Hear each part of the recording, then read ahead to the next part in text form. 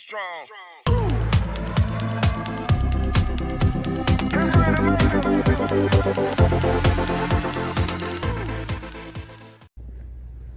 Hey everyone, Matt from parmeTECH here to talk briefly to you today about open learning format files, why it's important to save in the OLF format.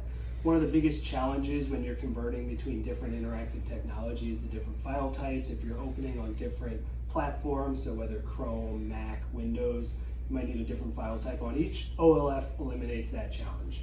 So I'm going to convert a smart notebook file today, show you how easy this is in my ViewBoard.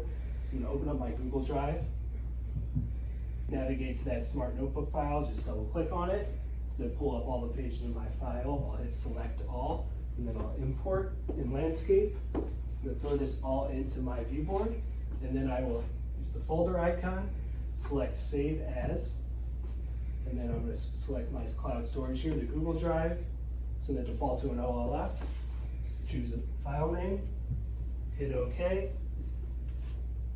And I'm good to go. This saved directly to my Google Drive. Now I can open this on any device and it'll work with the interactive features right in there.